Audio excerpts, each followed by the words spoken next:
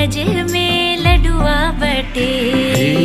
नंद घर आयो गोपाल, बाजे रे देखो थाल, बीरज में लडुआ बटे।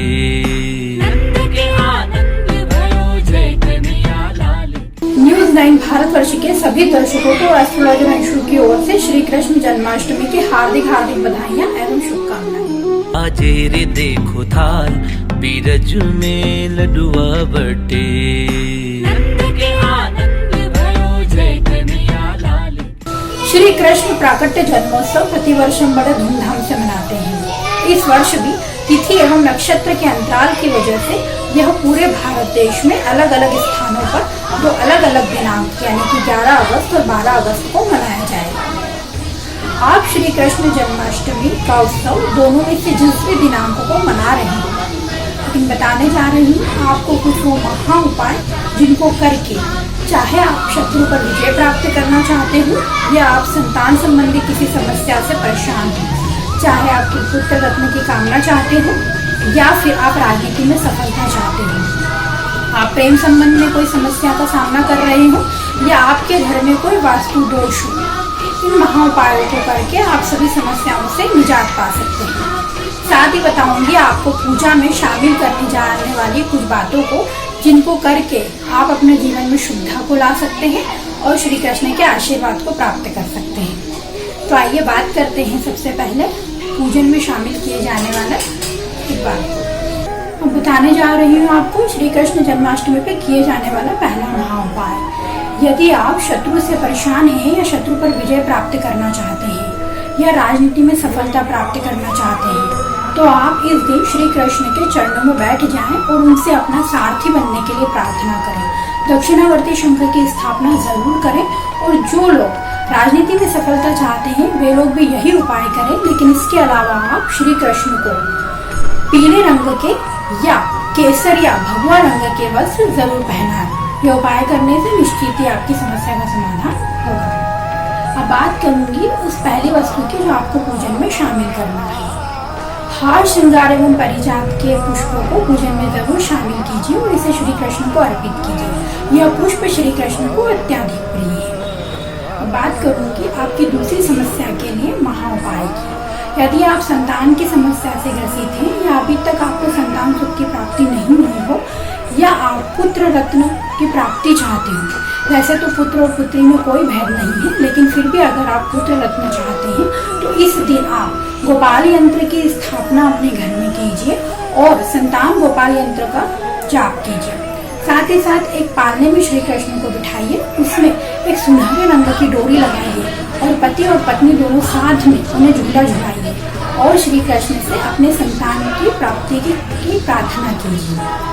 इसके अलावा माखन एवं मिश्री का भोग जरूर श्री कृष्ण को लगाएं और यह आप एक अपनी उंगली से किसी भी 1 वर्ष से कम के बच्चे को चटा दें। अगर घर में कोई 1 वर्ष से कम का बच्चा ना हो तो यही प्रसाद आप उंगली से श्री कृष्ण को भी चटा सकते हैं। निश्चित ही यह उपाय करने से आपको संतान की प्राप्ति होगी। अब बताने जा रही हूँ आपको दूसरी वो वस्तु जो आपको पूजन में शामिल करनी है।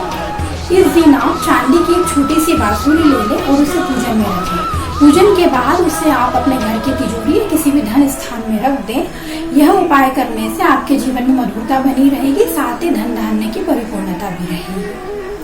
अब बात बताने जा रही हूँ आपको तीसरा उपाय। यदि आप किसी भी प्रेम संबंधी समस्या का सामना कर रहे हैं या उसमें सफलता नहीं मिल रही है या प्रेम संबंधों में अनबन चल रही हो या पति पत्नी के रिश्तों में खटास आ गई हो, तो इस दिन आप मधुरा अष्टक मंत्र का जाप करें। साथ ही साथ राधा एवं कृष्ण की मूर्ति अपने घर में स्थापित कीजिए और इनको स्नान आप दूध में मिश्री घोल करके इस मिश्रण से आप उन्हें स्नान कराएं। यह उपाय करने से निश्चित ही आपके रिश्तों में मधुरता आएगी। अब बताने जा रही हूँ तीसरी वस्तु है मोर पंख। श्री कृष्ण को मोर पंख अत्यधिक प्रिय है, अतः आप पूजन में मोर पंखों का समावेश जरूर कीजिए। बात करते हैं आपकी चौथी समस्या की। यदि आपके घर में किसी भी प्रकार का वास्तु दोष हो और जिसके कारण यदि आपको समस्या आ रही हो, तो इस दिन आप गाय एवं बछड़े की एक छोटी सी मूर्ति ले आएं और उसे घर में स्थापित कीजिए।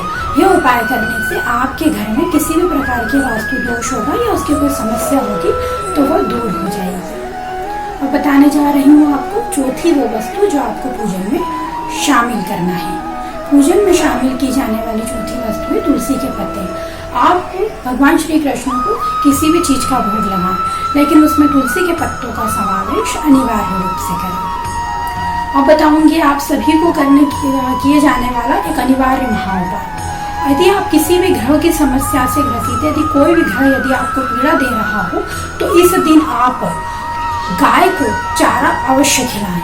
गाय को चारा खिलाने का उपाय बहुत महाउपाय है। आप इसको उपाय को कीजिए और इस उपाय के करने के बाद में निश्चित ही आपके जीवन में सकारात्मकता आने लगेगी। श्री कृष्ण जन्माष्टमी वर्ष में एक बार ही आती है, अतः आप इसको अत्यधिक धूमधाम से अपने घरों में रह करके मनाएं। आपको बताए गए सभी जितने भी मैंने उपाय बताए हैं उनको आप कीजिए, निश्चित ही आपके जीवन में सकारात्मकता आएगी और आपके कार्य बनने लगेंगे। जय श्री कृष्ण।